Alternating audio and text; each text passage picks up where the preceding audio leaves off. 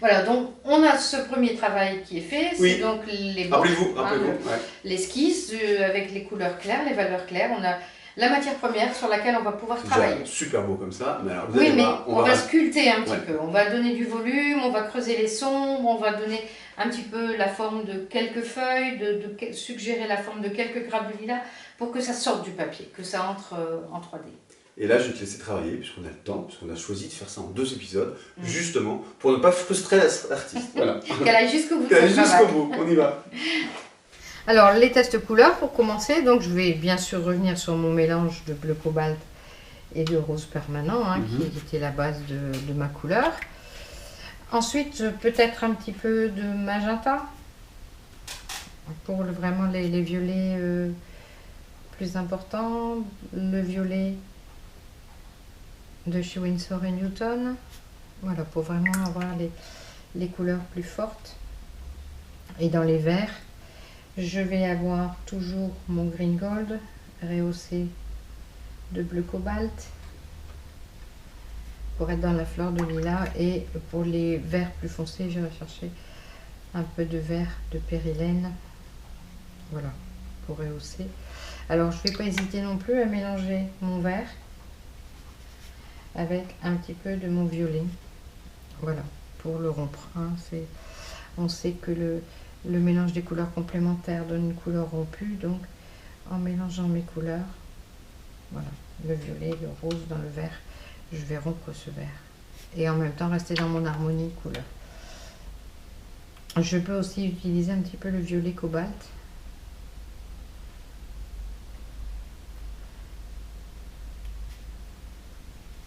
Voilà, qui est un rose atténué.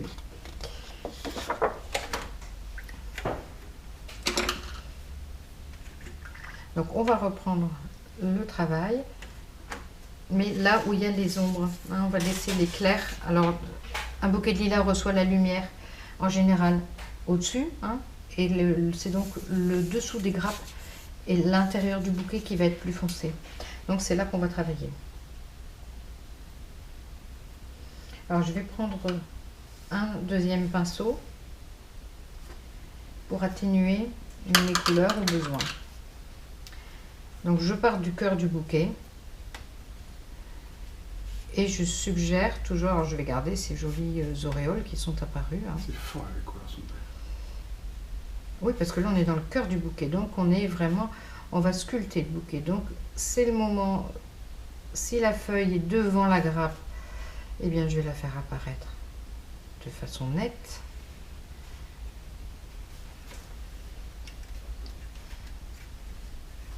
Voilà, et avec mon pinceau, je vais estomper ce que je viens de mettre. Ça fusionne. Pour que ça fuse un peu, voilà, et que ça parte. Pour donner la forme de la grappe. Alors cette grappe, on voit ici qu'elle est plus foncée là, donc on va partir dans l'intérieur de la grappe. Alors bien varier ses couleurs. Alors je suis plus partie sur du bleu alors qu'elle est franchement plus violette dans le cœur. Voilà, et on évite les fuseaux. Quand on fait du lilas, on a quelquefois tendance à faire les fuseaux comme les arbres à papillons. Donc le lilas, ça reste une forme pas très nette et c'est plus joli de le laisser partir comme ça que de faire le fuseau bien net. Alors on n'arrête pas non plus le réau de façon limitée, hein. Ce sont des petits bouquets de fleurs, donc hop.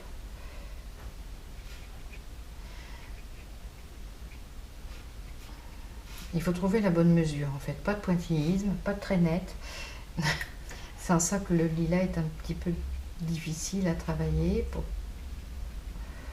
les personnes qui n'en ont jamais fait, qui peinent à trouver le mouvement. Donc on profite d'être dans le réau pour continuer. On injecte du pigment dans les parties les plus foncées.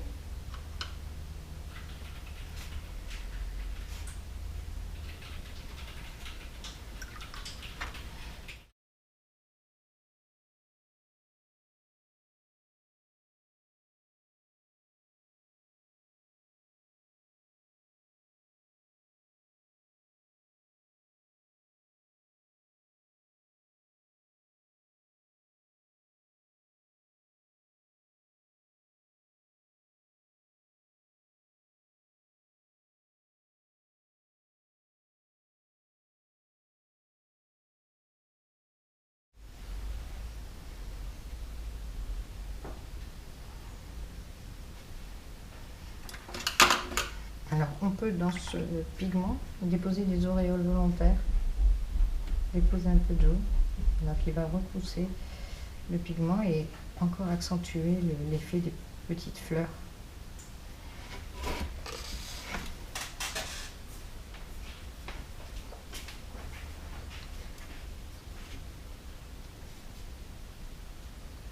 Voilà, il faut laisser l'eau faire son travail.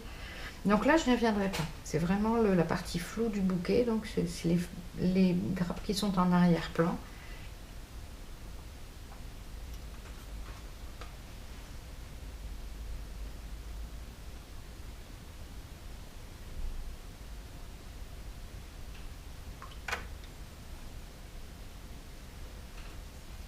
On va se recentrer sur le cœur du bouquet qui est là.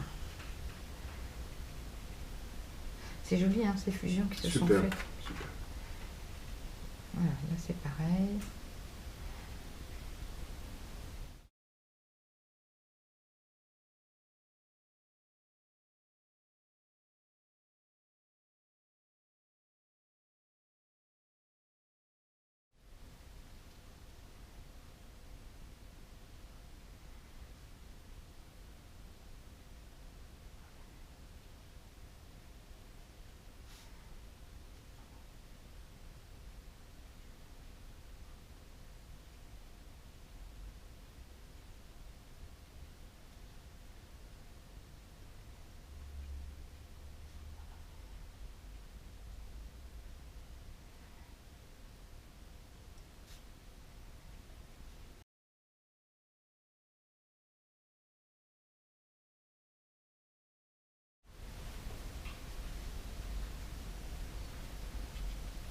Quand les blancs sont trop présents ou un peu trop forts, je peux à cette étape revenir un petit peu les habiter.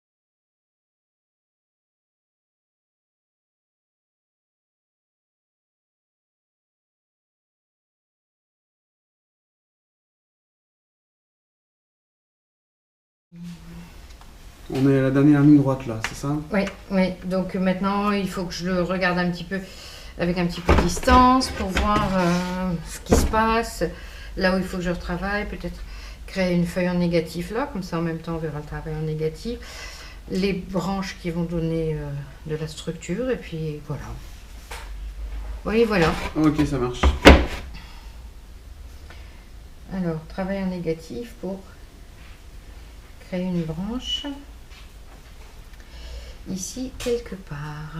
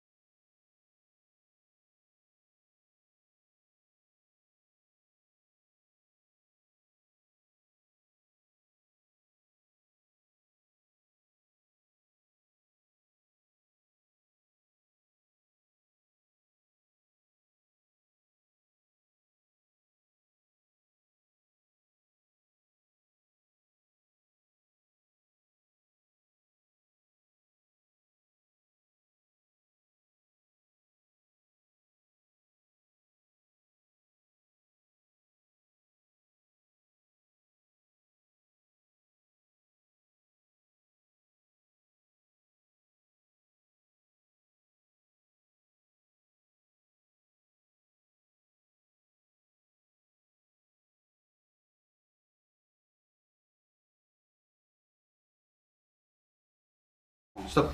La touche finale, Evelyne, c'est Eh bien, on va signer. la signature. Et donc, on va profiter d'avoir de la couleur pour avoir une signature qui soit à la fois mêlée au sujet et discrète. Donc, on prend un petit pinceau fin, on prend de sa couleur et on y va. Voilà. Super, c'est à lui. Ça allait. Voilà. Et vinaigrette dans un champ de lilas. Ouais, exact. Oh, magnifique. On a presque l'odeur. Oui, voilà. Donc, avec l'exemple de lâcher prise, d'aquarelle structurée un peu avec le hasard. Hein. On rehausse vous m'avez vu travailler, rehausser vers le centre du bouquet pour creuser, lui donner du volume. Et puis, lâcher prise dans les branches, hein, pas des branches figées, droites, voilà. Et l'exercice de la signature que j'ai appelé discrète, mais on n'est pas d'accord. Mais non, c'est pas grave, mais je trouve qu'il y a plus discret comme signature. Oui, Elle voilà. est très belle. Oui, mais ce que je voulais vous montrer, c'est que c'est bien de signer dans la foulée avec son pinceau et la couleur qu'on a utilisée pour l'aquarelle. Voilà, ok. C'est lié, voilà. Oui, chef, on Amusez-vous. tiendra ça. Prenez plein de plaisir, à vous.